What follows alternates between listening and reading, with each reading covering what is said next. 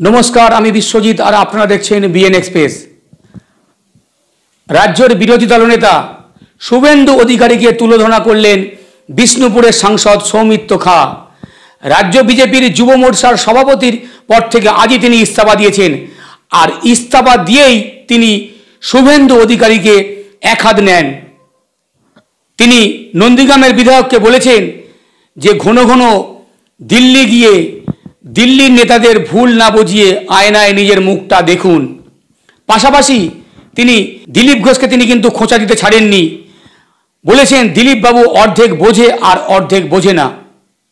যে বিরোধী দলনেতা আছেন তাকে বলবো আয়নাতে একটু মুখটা দেখতে, দিল্লি থেকে ভুল না বুঝিয়ে নিজের মতো করে দলটাকে চালানোর চেষ্টা করবেন না, কেন্দ্রীয় নেতৃত্বকে ভুল বোঝাবেন না।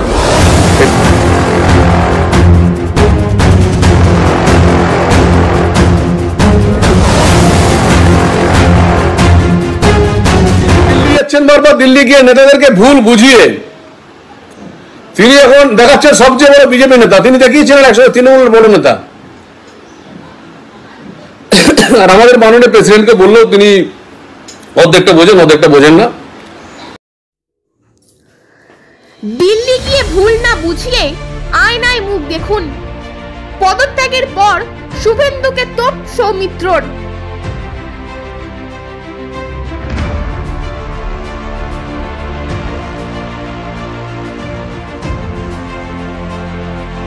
পদত্যাগের পরই শুভেন্দু অধিকারীকে তুলোধনা করলেন বিষ্ণুপুরের সাংসদ সৌমিত্র খা। বললেন বারবার দিল্লি গিয়ে কেন্দ্রীয় নেতাদের ভুল না বুঝিয়ে আয়নায় মুখ দেখুন।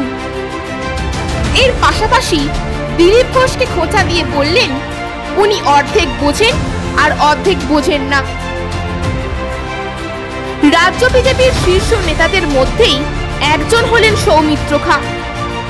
বুধবার আচমকাই যুব সভাপতির পদ থেকে ইস্তফা দেন তিনি।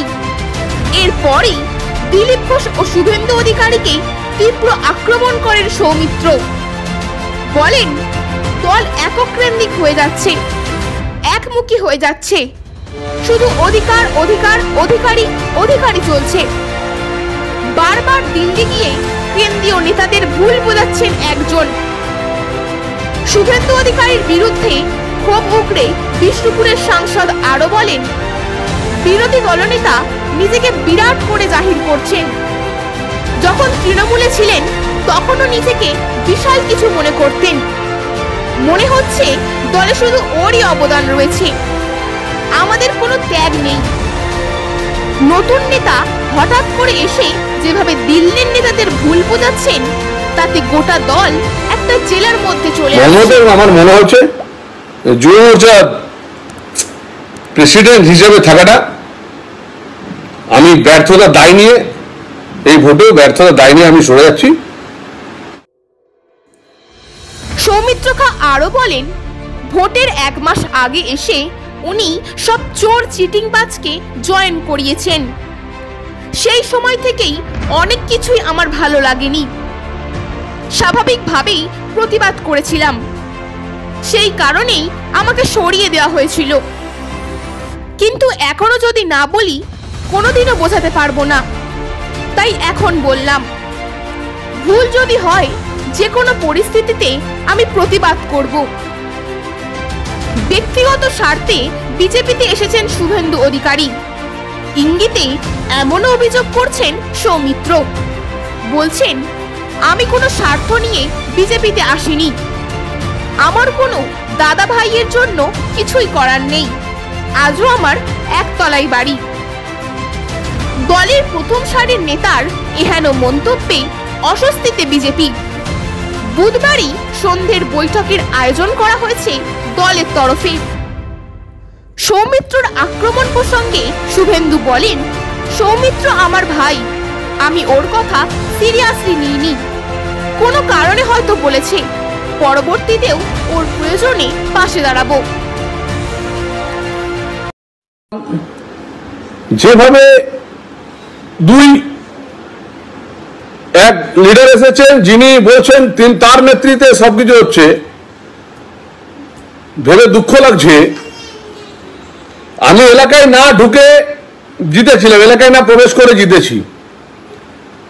আমার নিশ্চিতভাবে মনে হচ্ছে যে যুব মোর্চা পর যখন আমাকে দল দায়িত্ব দিয়েছে, লড়াই করেছি।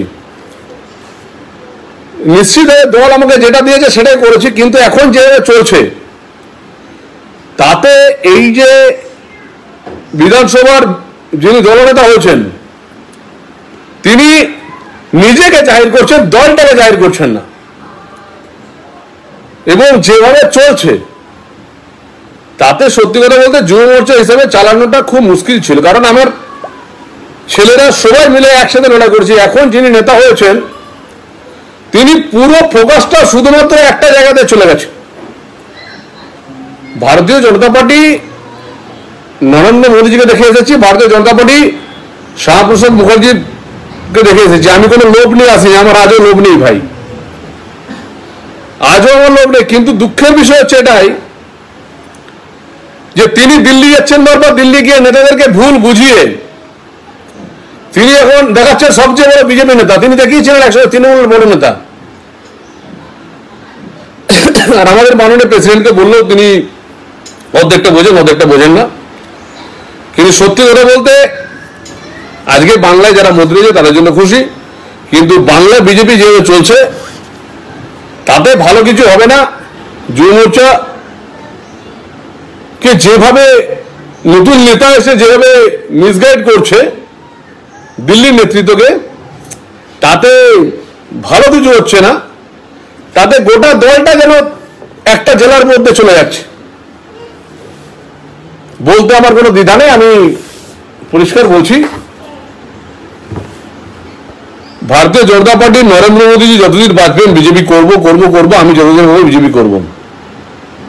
কিন্তু যিনি নিজেকে দলটাকে পুরো দিল্লি নিয়ে গিয়ে শুধুমাত্র ভুল হয়ে যাচ্ছেন দলকে, ভোটের এক মাস আগে এসে 128 জনকে জয়েন করিয়ে সবগুলো চোর চিটিংবাজ লোকগুলোকে জয়েন করিয়েছিলেন ম্যাক্সিমাম। অনেকে হেরে গেছেন, অনেকে হারতেই পারেন, সেটা বড় দুঃখ কথা নয়। কিন্তু যে উনি করেছেন তাতে সত্যি কথা বলতে মনমত, এবং আমার মনে হচ্ছে যুব মোর্চা প্রেসিডেন্ট হিসেবে থাকাটা আমি ব্যর্থতার দায় নিয়ে, এই ভোটেও ব্যর্থতার দায় নিয়ে আমি সরে যাচ্ছি।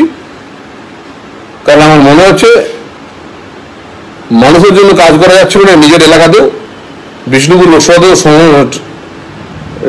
সময় দিতে পারছিলাম না।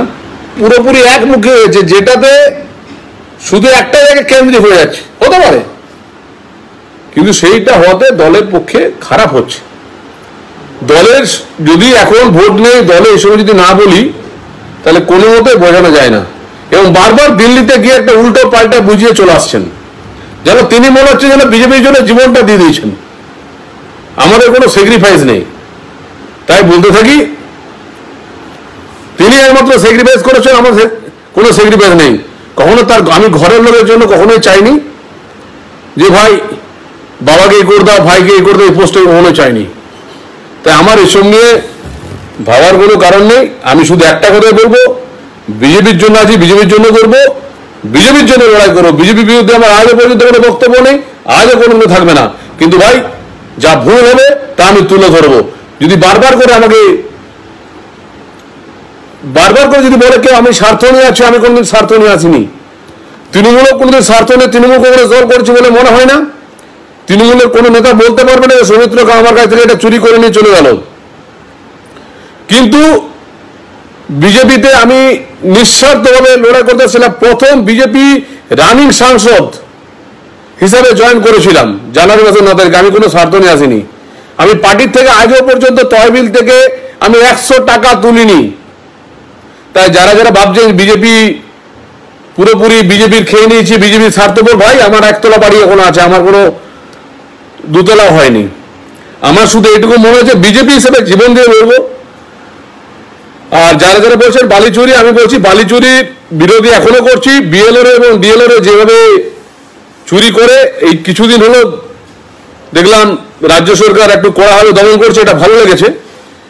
কিন্তু আমি বলতে চাইছি এক কেন্দ্রিক পার্টিটা হয়ে যাচ্ছে। যিনি বলছেন আমি সবকিছু করছি, সেটা আমার কথা বোধগম্য হচ্ছে যে তিনি বারবার দিল্লিকে ভুল বোঝাচ্ছেন।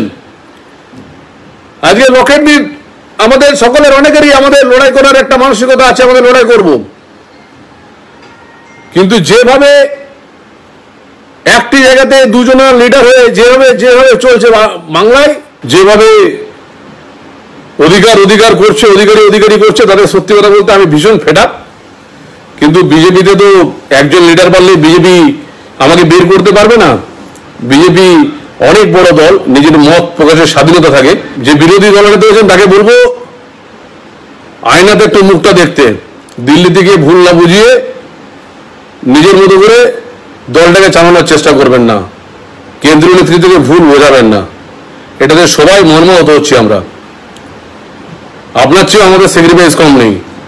আপনি যেমন অনেকবার জিতেছেন, আমিও কমবার জিতিনি, কিন্তু এইভাবে চললে বাংলার বিজেপি এগিয়ে যাবে না, বাংলার মানুষরা দুঃখেই থাকবে।